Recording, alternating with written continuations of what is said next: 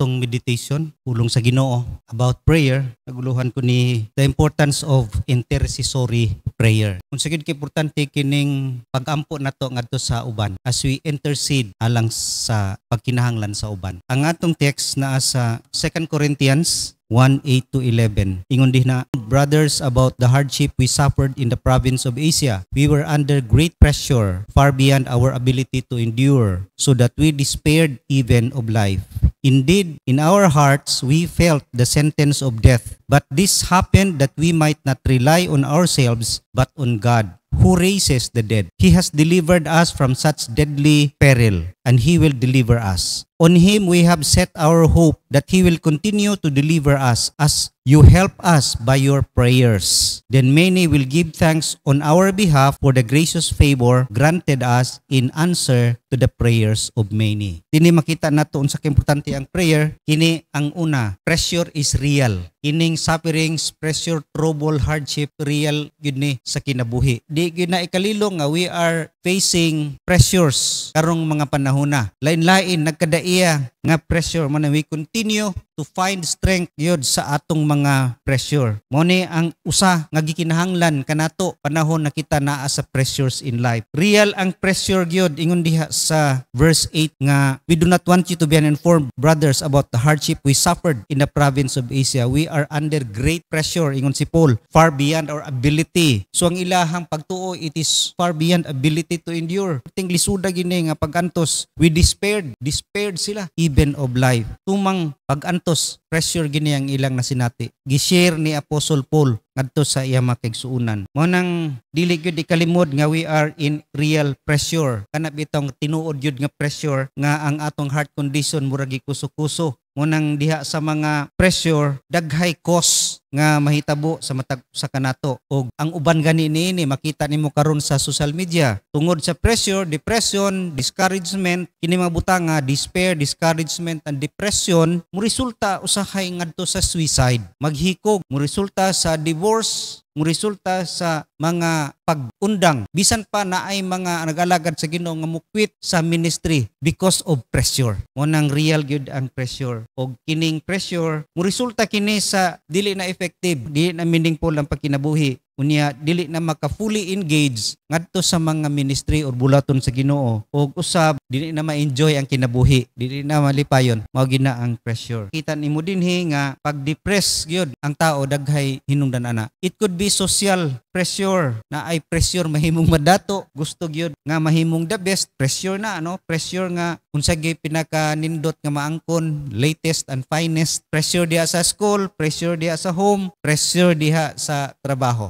Grabing pressure. Pressure sa mga bayronon, pressure gyud kinabuhi. Mo nang dinhi makita nimo mura silag nawad-an nagpaglaom, despaired even life. But dili diha nagundang tungod kay naatay solusyon. Prayer is our rescue. Ingon diha sa verse 9-11a. Indeed, in our hearts we felt the sentence of death, but this happened that we might not rely on ourselves but on God, who raises the dead. He has delivered us from such a deadly peril, and He will deliver us. On Him we have set our hope that He will continue to deliver us as you help us by your prayers. Dinhi gishare ni Paul nga naagi deliverance. Iyag yung gipadayag nga deliverance is completely dependent upon God. Yung diya sa atong text sa verse 9 nga this happened that we might not rely on ourselves. Kini mga pagantos kalisod, mga pressure sa kinabuhi, gitugutan sa Ginoo aron dili ta mo salig sa atong kaugalingon. Dito kita mo salig sa Ginoo. Deliverance is completely dependent lang gyud diha sa Ginoo. Naay deliverance gyud sa atong kinabuhi, gi-promise gina sa Ginoo. Kahibaw siya sa atong mga pressure. Unsa kalalom ang atong gi-experience karon. Unya gi-promise gyud niya ang deliverance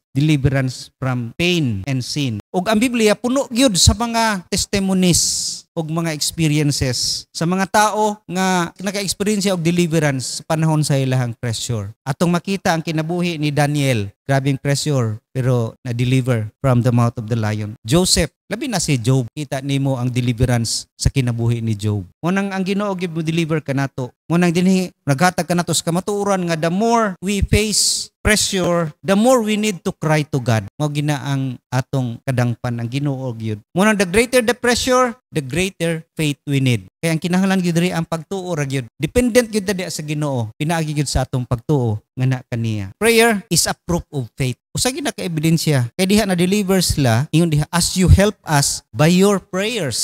Tungod sa pag-ampo sa mga katawhan sa Dios. Ebidensya gyud ang prayer. Tungod kay diha sa prayer nag-acknowledge kita nga wa tay mahimo. Nag-acknowledge kita nga ang Ginoo gyud source sa tanan ug dependent ra kita kaniya. We cry out in prayer. Pressure keep us on our knees. Luhod kita basta nay pressure. Mao gyud nang kamatuoran. Intercessory prayer mao gyud atong responsibilidad. Our responsibility is to help through prayer. Pinaagi gyud sa pag-ampo. Ingon diha si Paul sa Philippians 1:19, for I know that through your prayers and the help given by the Spirit of Jesus Christ, what has happened to me will turn out for my deliverance. Tungod sa inyo mga pag-ampo na deliver ko sa mga kalisdanan, mga kalisod nga na-experiensyahan. Inga na ka-importante gyud ang atong prayer ngadto sa uban as we pray for others. Daghay na experience karon og trouble, experience karon og mga depressions. Nata makigsuunan nga naa gyud sa struggle. Makita nimo na yung mga tao nga nagkatawa lang pero deep inside they are struggling, they are in pressure, and the only solution is to pray for them. Mag-ampo gyud alang kanila. Ato ginang responsibilidad. Ang prayer God is our response tungod kay mao kanay tama gyud nga response in a world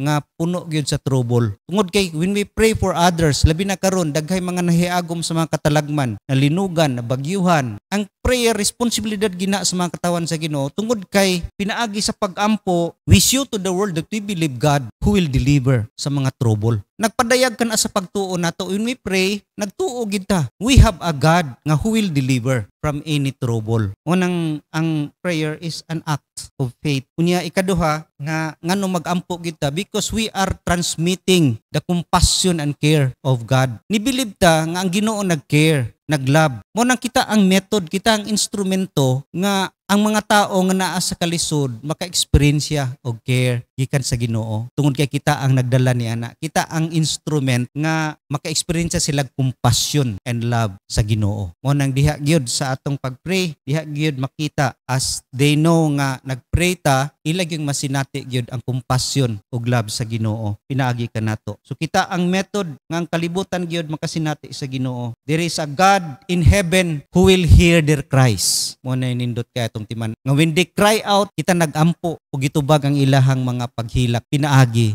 sa mga katawhan sa Ginoo. Mo na ang importante gyud kayo ang prayer. Mo na nining mga panahon na how we response gyud sa mga kalamidad, mga trouble nga nasa kalibutan nining mga panahon na. Nag-response ba ta og anger or fear or pagbasol o pagbiay noon o pag yung mirisi na, but we must response in faith, in grace, love, and compassion. Mao gyud na ang atong responsibilidad. Mo nang karong panahon na we must join together, come anhigud tas prayer meeting tungod kay the prayers of many ingon diha turn out for my deliverance. Og sa atong text ganiya nga tungod sa pag-ampo sa kadaghanan mahimong maangkon gyud ang deliverance. Og kini mo resulta to praise. Praise is the result of prayer. Mo nang pressure is real, prayer is our rescue, and that deliverance will result to praise. Pagdaig sa Ginoo. Ingon diha sa last nga verse, as you help us by our prayers, then many will give thanks on our behalf for the gracious favor granted us in answer to the prayers of many. Daghay magpasalamat sa Ginoo on our behalf tungod sa atong gihimo nga natubag atong pag-ampo nga sila na deliver sa ilahang mga kalisdanan. Mao kana ang pinakanindot nga resulta sa atong mga prayers. When we help the world no sa mga katawhan nga naa sa kalisod, naa sa mga katalagman, diha ma-share ang compassion sa Ginoo, masinati nilang Ginoo and they will praise God, they will thank God. Kita instrumento lamang dili ta mapasalamatan. Pinaagi kanato sila magpasalamat sa Ginoo kay gitubag sa Ginoo atong mga pag-ampo. Sila nag-cry man sa Ginoo, gitubag sa Ginoo